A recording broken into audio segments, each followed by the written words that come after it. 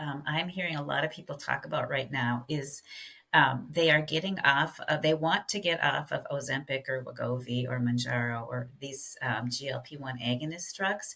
And it is so hard. And so I have a non-insulin dependent group, and these very brave people, they go off of it, they watch their numbers go up for a while, they watch the weight come back on for a while, and then we start, we're cheering them on, and it starts to reverse, and things start settling down. It is really a battle because these drugs now are so prevalent, and they are, they have such a strong impact, and yet people, they don't feel well, they want to get off them, they want to learn how to manage their relationship with food that is full of fiber and full of water, that keeps them full, that does a lot of the same function as these drugs.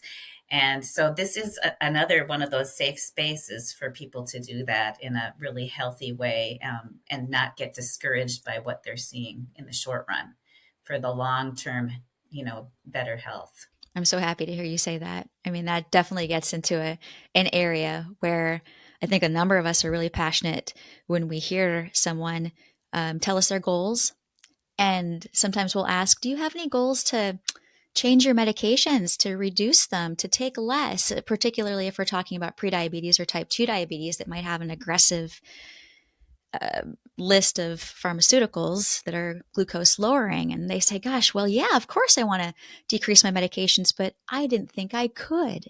And I think that's an amazing thing that when we start to hear these stories, what we can help people do in coaching is help them ask the right questions. And one of the greatest questions someone can go to their doctor with is, hey, doc, tell me about deprescribing. What does that mean? Tell me how these medications interact, because I'm really taking my lifestyle into my own hands, and I've got a coach and I've got resources and I am going for it. So I need you to teach me what these medications are doing. And what if in 6 weeks we decide that I can take less? And I love that more than anything. The power that a person who's just been treated like a patient their whole lives have is now the person with diabetes in the room commanding their health as their primary decision maker. And we see people doing it. I think it's just awesome. I think that's probably my favorite thing is like taking hold. Yes, for sure. And people just decide this is what I'm going to do, and just telling the doctor, this is what I'd like to do. I'd like you to help me with this. It's very inspiring to watch it happen. Yeah, I mean, resounding yes. This is like over the years of working with people, like that's been one of the most exciting parts about being a coach is seeing that level of empowerment and it's such an important word when it comes to health too, because again, going back to what you were initially saying in your first, the first part of this conversation where you were just accepting of what information you're being given when they were wrong, and again, it's okay to be wrong. It's okay. We all, but when you're talking about someone's health, like we want to get right answers. We want to make sure we have the right answers. And as consumers of healthcare, which as patients, that's what we are. We're consumers of healthcare. We deserve and have the right to the correct information at the correct time.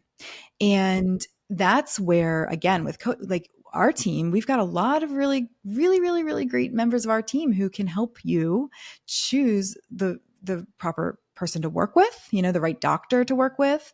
We can help you ask the questions that need to be answered. And when you go in with that idea in mind of like, okay, I have questions that I need answered. If you're working with a physician who either doesn't want to help you, doesn't want to have those conversations, then as a consumer of healthcare that you need to find a different provider. And that sometimes is a much clearer answer when you go in with your own questions and it becomes very clear, well, this person's not going to help me. So where can I find somebody who will? Right. And that is a really important, that's a really important part of this process also, so you've touched on so many really amazing parts of this whole process and your journey, which is incredible. Yeah, and I think the whole idea of being curious is important. And I don't think I was curious enough, maybe when I was younger. And maybe I was more focused on my children and their health, and what was good for them. But as I've gotten older, I've become more and more curious. I've read more and more, educated myself.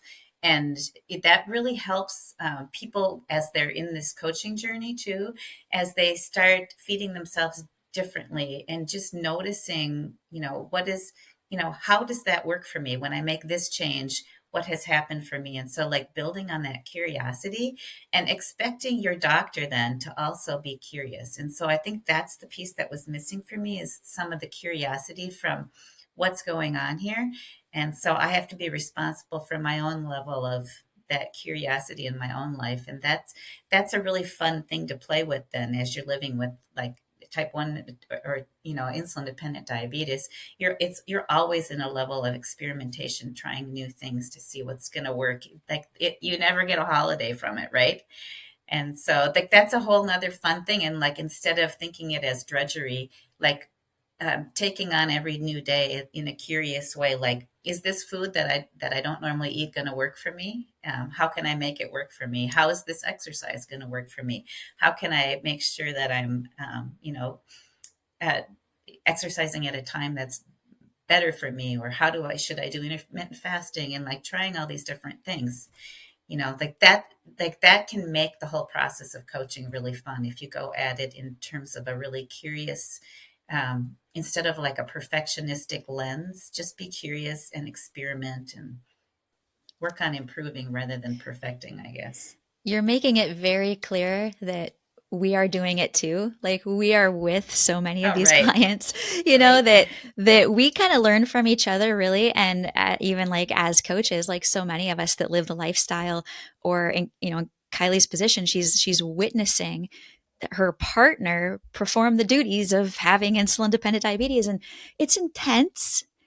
And that's where, I mean, the topic with Adam, this holding space, this holding that thing that you need more of, the layers of coaching there's just so many layers to that. But as coaches, we are with you. We feel the pain.